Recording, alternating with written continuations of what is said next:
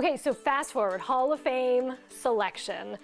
You had to like keep that secret, right? As I understand this? How in the world? That was very, very hard. Yamil and Justice, who were both away at college, didn't know what was going on, but they knew their mom was hiding something. Something was always up. Yes, like she you could say like she wasn't like normal, even like normal I self. was like, on edge. She was on edge with everything. Yes. She told me I had a doctor's appointment to come home. Yeah, like because I had to keep it for a week.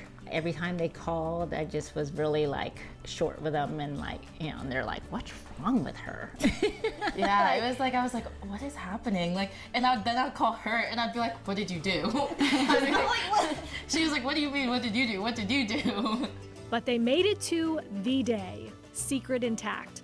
Rondé at home, set to watch the Manchester United game with two of his friends over. It was in the middle of the game. We had the knock, and I'm like, hit him on the shoulder because he was downstairs on our couch. I'm like, you might want to get that. You know, he kind of gave me that look like, you know, what? And I actually flew his mom in that day too, and she's like, "What? Why am I here?" I'm like, "You just want to be here." After he got up to go get the door, I'm like, "You may want to follow him." And she's like, "What's happening?" By the time she gets there and he gets there, he sees Derek, and well, he can see the crew through the window. He opens the door, and he had some tears, and his mom was like, "Oh my gosh, I should have put this together." Yamil was able to come home, but Justice couldn't leave school in Virginia in season with her lacrosse team. So Claudia spoke to her coach ahead of time, and she let Justice take a video call mid-practice.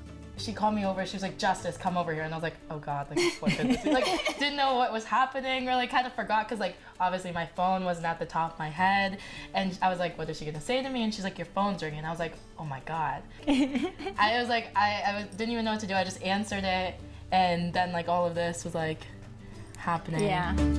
And that's when the tears of joy poured out. I started crying, bawling my eyes out, like messy crying. My sister gives the phone to my mom. She starts crying. Gave the phone to my dad. My dad started crying as soon as he saw me crying, which was very like shocking because like I've never seen him like cry, and it's like tears of happiness. Like I was just like, oh my God, like this is such a big, like life-changing moment. It's a moment Claudia has seen in the making for 26 years, since her husband first began his NFL journey.